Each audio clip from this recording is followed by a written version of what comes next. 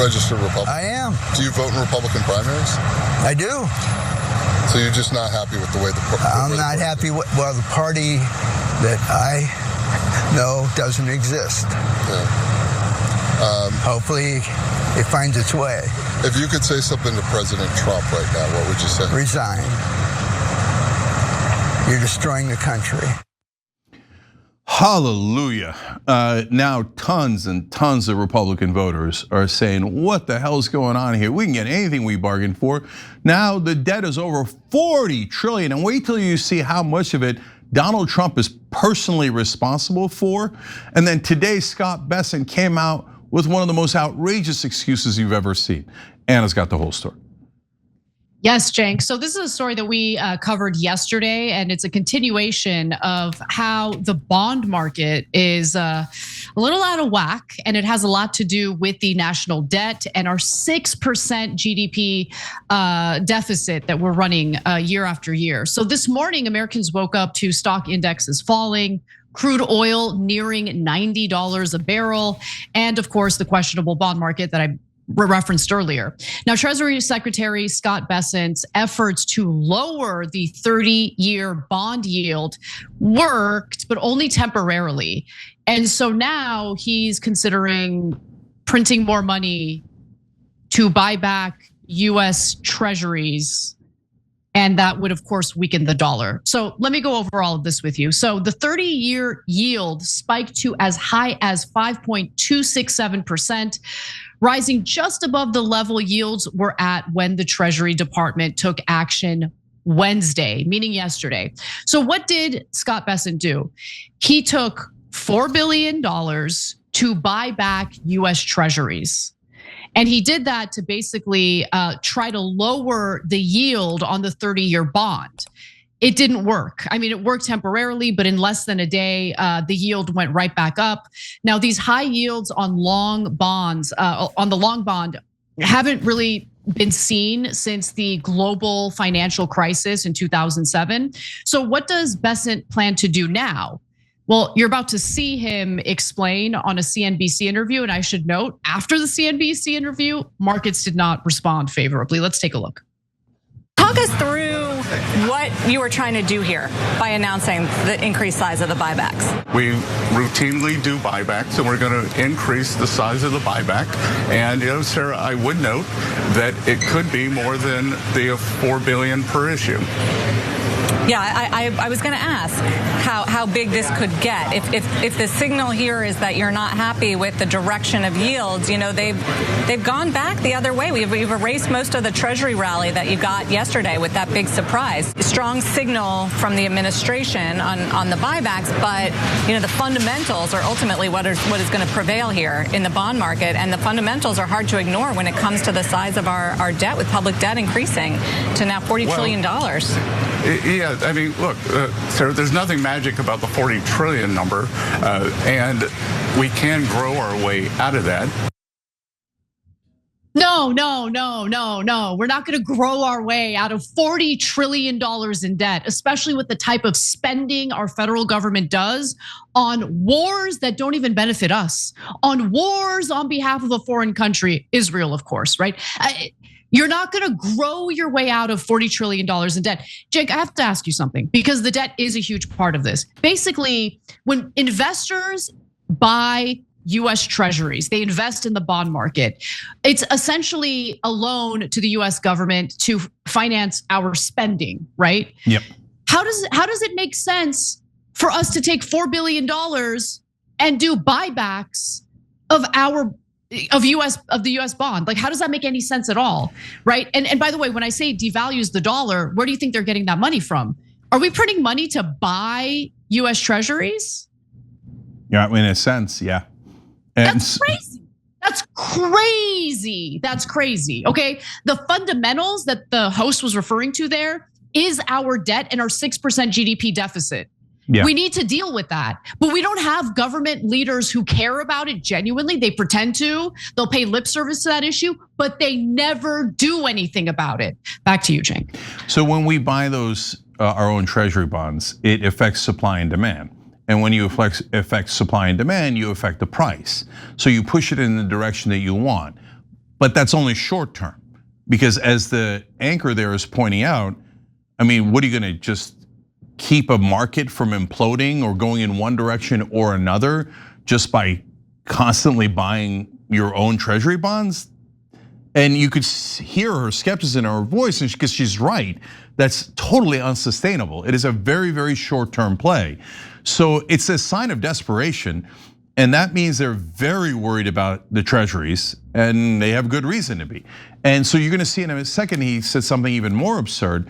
But what they send out Scott Bessent when the markets are about to blow up.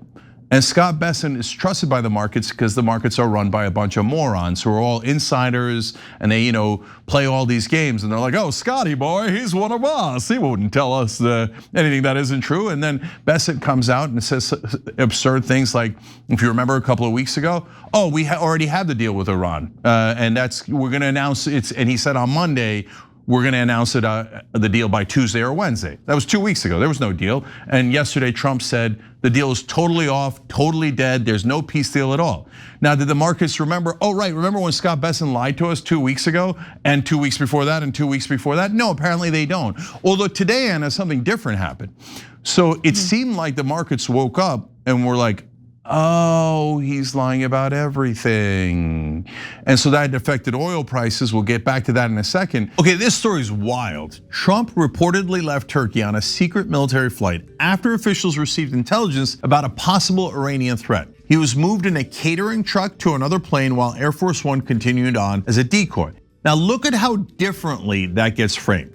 On the left, the focus is, wait a minute, you left a plane full of staff and journalists behind to act as a decoy? On the right, the story is mostly about protecting the president, secret security tactics, and Trump joking that it was basically a James Bond operation. They did everything but put in dun dun dun dun dun dun dun dun dun. Now look, of course you protect the president, but if there was a credible threat against the plane, what about everybody else on it? I've covered politics long enough to know that sometimes the most important part of a story is the part somebody wants you to overlook. I want to be able to see that for myself. That's why I use ground news. It puts reporting from across the political spectrum in one place, so you can instantly compare the framing, see the bias distribution, check the factuality ratings, and see who owns the outlets behind the coverage. Their blind spot feed also shows you stories one side is barely covering at all, because sometimes what gets ignored is just as revealing as what gets emphasized. Go to ground.news/TYT or scan the QR code to get 40% off the Vantage plan, the same plan we use. I absolutely recommend checking it out, ground.news/TYT. But to finish up this point, so Ray Dalio, one of the greatest investors of all time, is also an interesting character. He is not on the left-right political spectrum. Doesn't really care much about that. He just lives in the numbers world. As Patrick Bet-David would say, he's a numbers guy. So I interviewed him many years ago here on TYT. I talked to him on air and off air. You could watch that interview. And he said, if something else goes wrong in the future, and here we are, we're out of bullets. Like, how much can the Federal Reserve, for example, this is a different trick that they do, buy toxic assets from Wall Street when the bankers screw up? He's like no one even understands what it means for the Federal Reserve to buy assets, or when they sell them to make a profit. Where does the profit go? Nobody owns the Federal. It just doesn't make any sense. And if they lose money, where does that money come from? Well, ultimately us, but this is getting super weird as they're bending the rules of economics, trying to keep this thing together with duct tape, Anna. And based on the market reaction today, I sense for the first time since the Iran war began that duct tape is coming off, and the markets are beginning to wake up and go, wait, are they lying about everything? Yes, they are. They are lying about everything. Now, immediately after that interview, it was reported that the 30-year bond yield moved upward. So his comments did not inspire confidence among investors. It further spooked investors who questioned whether the United States will make good on its debt obligations in the future. And as CNBC noted, the Dow fell 600 points with stock losses increasing after a Treasury plan to tamp down yields fails. And it did fail, okay? $4 billion did nothing. So since we're talking about $4 billion, let's talk a little bit about the $40 trillion federal debt that we're dealing with, because that does have a lot to do with this situation. The national debt has become so out of control, $40 trillion as of yesterday, Wednesday of this week, that it's now costing us $1 trillion a year just to service our debt. Now that is us carrying investors, and if they're going to buy long-term bonds from the United States, right? So a 30-year bond, they're expecting a much higher yield. And that's basically to kind of, I guess, hedge the risk. They see it as a risk to invest in the United States. And so that's become a really big problem. And no one seems interested in doing a damn thing about our deficit, which again is 6%. It hovers around 6% of GDP. And that's extremely high for a developed country during a non-crisis economic period. Like, why do we have such a high deficit? Now, Republicans sure love to pass the buck. So I want to go to JD Vance next, because JD Vance, rather than, maybe taking a little bit of responsibility for how the Trump administration, both in term 1 and now in term 2, have contributed to our national debt, he's decided to blame someone else. Take a look. Even though the debt is too high, even though we inherited this debt bomb from the Biden administration, we actually do have a plan to get the economy growing faster than the debt. And that's the most important thing. So it's always just Biden, or it's just the Democrats. And this is why the left-right Democrat versus Republican paradigm is something that we, the people, the American people, need to get our heads out of, because they're lying to you with this false framing. Members of both parties did outrageous spending on wars specifically that have been detrimental to the economic health of our nation. That is the fact of the matter. Biden stopped at nothing to provide hundreds of billions of dollars to Ukraine. He did the same, hundreds of billions of dollars. He spent $21 billion helping Israel carry out genocide in Gaza. So this is not a Democrat thing. This is not a Republican thing. Both parties have totally abandoned the American people. They have sold out our country, and that's the reality of the matter. And now here's what's also really amazing. Obviously, going to war against Iran has been a disaster for the global economy, given the fact that the Strait of Hormuz remains closed, given the fact that the Houthis are now striking Saudi ships as they attempt to transit oil through the Red Sea. And so that's going to limit global oil supply. It has already been disastrous. It's only going to get more disastrous as we run out of our strategic petroleum reserve. I am not an expert. I am not a genius. But somehow I can understand this better than Scott Bessent, our Treasury Secretary. So with that in mind, let's go to that video. This is Scott Bessent claiming, I don't know what's going on. Take a look. I'm confident that bonds will continue declining. We've got a spike in oil prices today that I don't really understand. You don't really understand the spike in oil prices? Now, Cenk, I think he does understand the spike in oil prices. He's just playing stupid because he's not a stupid person. So he's just lying to us. No, that was very poorly received by everyone, left wing, right wing, markets. They're like, the Treasury Secretary doesn't understand why oil prices are up? The Strait of Hormuz is closed. What's complicated about that? Because if he's not lying, oh no, the Treasury Secretary is a third grader. He knows nothing at all. Like the biggest buffoon on Wall Street, but he used to be on Wall Street, in the field of economics, you don't know why price of oil is higher? No. So obviously he's lying. And so the markets were spooked by that. They're like, oh, okay, now we're at weirdo lies that don't make any sense. So the duct tape is totally off. And we ran that headline for you, Dow was down 600 points. We grabbed that a little bit earlier, right before the show. I checked and nope, Dow is down 700 points. It keeps dropping because none of this makes sense. I mentioned Ray Dalio and how the government soon will be out of bullets, meaning out of emergency measures to prop up an economy that has a certain natural inclination with these economic forces at play. And we just gave you the perfect example of it. So he buys $4 billion worth of Treasury bonds. He says it might be even more, and it has the opposite effect because we're out of bullets. You can't print your way out of this. You can't buy your way out of this. There's no more tricks left in our arsenal. And now even the slowest people in America, the people that work on Wall Street, are like, oh, Donald Trump and his team are lying. Oh my God, none of us considered that. Guys, yeah, oil, it's apparently gonna go up because the war's not over. They said it was gonna be over tomorrow. We've given up on the war being over. Trump announced it just within the last 24 hours. He said it's over, we're not doing a peace deal. It's gonna last indefinitely, and we think we have the Strait of Hormuz open. That's a joke, obviously we don't. That's why oil prices are going up. And we're gonna try to get Iran to have so much economic pain through our blockade that they surrender. Iran is not going to surrender. They're nowhere near that. They're making more and more demands because the Strait of Hormuz in the real world on this planet is not open. And shocker of shockers, it turns out Trump and Bessent are also lying about that. So I don't know what's gonna happen in the markets tomorrow, but this is now finally getting to the tipping point. And Anna, in terms of the economy and the tipping point, you know, that $40 trillion in debt, it's doing a couple of things. One, politically, it's waking up a lot of Republican voters.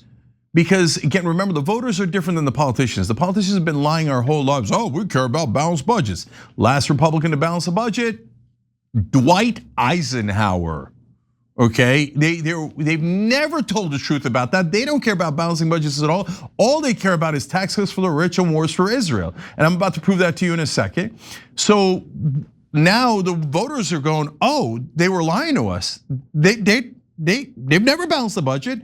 And we put him in charge to balance the budget, and he did the exact opposite. Then the economic effect is, my God, every year now we're spending over $1 trillion just on the interest. So we keep borrowing the money to do wars for other countries like Israel. We keep borrowing the money to give tax cuts to billionaires. We have to borrow money from China to give a tax cut to billionaires. That is it's even insanity. So Anna, let me just give the numbers real quick. So how much has Trump added out of the 40 trillion? $3.7 trillion during his second term so far, $7.8 trillion during his first term. That's a total of $11.6 trillion, and he's just getting warmed up. That doesn't include the cost of the Iran war that's now going to go into the hundreds of billions. By the way, this is not just Donald Trump. Both parties did the global war on terror. It was not global. It was only in the Middle East and in the surrounding areas. It was actually a global war on Israel's neighbors. And that cost us $8 trillion. And we've given over $320 billion to Israel, and to many other countries. So they've bankrupted us to give all of this money that we are borrowing from others and paying and your kids and your grandkids will pay the interest on the money we borrowed to do wars for Israel, donor class, subsidies for oil companies, donor class, restrict the marketplace for drug companies, donor class, and yes, infinite wars and genocide for Israel. All of that paid by you, your kids, and your grandkids from here to eternity. And finally, both politically and economically, the American people are waking up from this stupor and going, oh my God, what have we gotten ourselves into? We spent billions of dollars to prop up the Japanese yen recently. And the reason why that happened is because the Trump administration had genuine fears that had we not done that, Japan would sell off US treasuries. That's the horrible situation we find ourselves in, where we're doing bailouts of foreign currency because we're terrified foreign countries that we're indebted to are gonna sell off their treasuries. By the way, though, that's not all. Then the 20 billion, potentially 40 billion to Argentina. Why? Yep. Because they're allies with Israel. Oh, come on. Come on. We have no business in Argentina. Why are we bailing out Argentina? Who's gonna bail us out? 40 billion, we're in $40 trillion worth of debt. These politicians have been lying to you your whole life. That $40 trillion is money that they stole from you to give to their donors who bribed them. The getaway driver is national media who tells you, oh, no, don't look, it's not bribery. The donors are not in charge. No, they're having debates in Congress, and golly gee, the billionaires in Israel is winning, and the defense contractors are winning every debate. And those are the liars who they send in to deceive you so that they can rob you more effectively. Every time you ring the bell below, an angel gets his wings. Totally not true, but it does keep you updated on our live shows.